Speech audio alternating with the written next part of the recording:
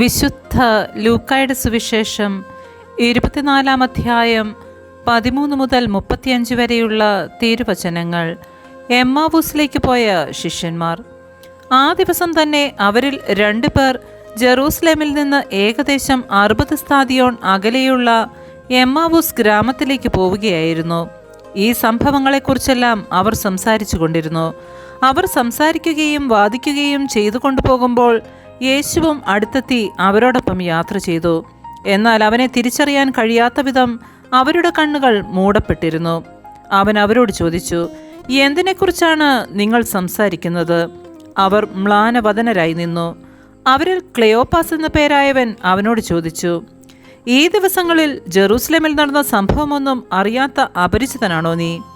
അവൻ ചോദിച്ചു, ഏതു കാര്യങ്ങൾ? അവർ പറഞ്ഞു, നസ്രയനായ യേശുവിനെക്കുറിച്ച് തന്നെ.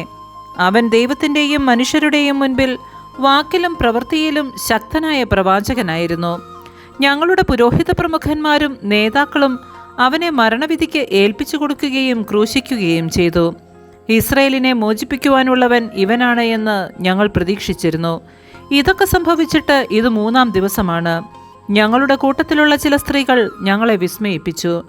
ഇന്ന് രാവിലെ അവർ കല്ലറയിങ്കൽ പോയിരുന്നു. അവൻ്റെ ശരീരം അവർ അവിടെ കണ്ടില്ല.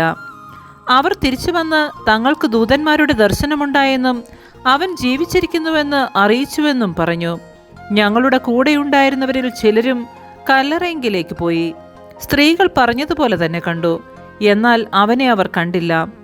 അപ്പോൾ അവൻ അവരോട് പറഞ്ഞു, ഭോഷന്മാരെ, പ്രവാചകന്മാർ പറഞ്ഞിട്ടുള്ളത് വിശ്വസിക്കാൻ കഴിയാത്ത വിധം ഹൃദയം മന്ദീഭവിച്ചവരെ, ക്രിസ്തു ഇതെല്ലാം സഹിച്ച് മഹത്വത്തിലേക്ക് പ്രവേശിക്കേണ്ടിയിരുന്നില്ലേ?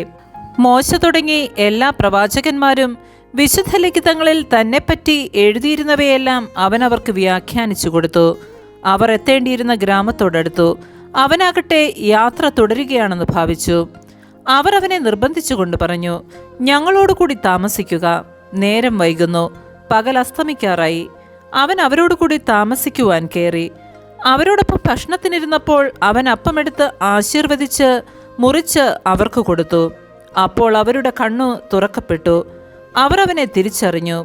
പക്ഷേ അവൻ അവരുടെ മുൻപിൽ നിന്ന് അപ്രത്യക്ഷനായി. അവർ പരസ്പരം പറഞ്ഞു, വഴിയിൽ വെച്ച് അവൻ വിശുദ്ധ ലിഖിതം വിശദീകരിച്ചുകൊണ്ട് നമ്മോട് സംസാരിച്ചപ്പോൾ നമ്മുടെ ഹൃദയം ജ്വലിച്ചിരുന്നില്ലേ? അവർ അപ്പോൾ തന്നെ എഴുന്നേറ്റ് ജെറൂസലേമിലേക്ക് തിരിച്ചുപോയി. അവിടെ കൂടിയിരുന്ന 11 പേരെയും അവരോടൊപ്പം ഉണ്ടായിരുന്നവരെയും കണ്ടു. കർത്താവ് സത്യമായും ഉയർത്തെഴുന്നേറ്റു, ശിമയോന് പ്രത്യക്ഷപ്പെട്ടു എന്ന് അവർ പറഞ്ഞുകൊണ്ടിരിക്കുകയായിരുന്നു. വഴിയിൽ വെച്ച് സംഭവിച്ചതും അപ്പം മുറിക്കുമ്പോൾ തങ്ങൾ അവനെ തിരിച്ചറിഞ്ഞതും അവരും വിവരിച്ചു. നമ്മുടെ കർത്താവായ മിശിഹായ്ക്ക് സ്തുതി.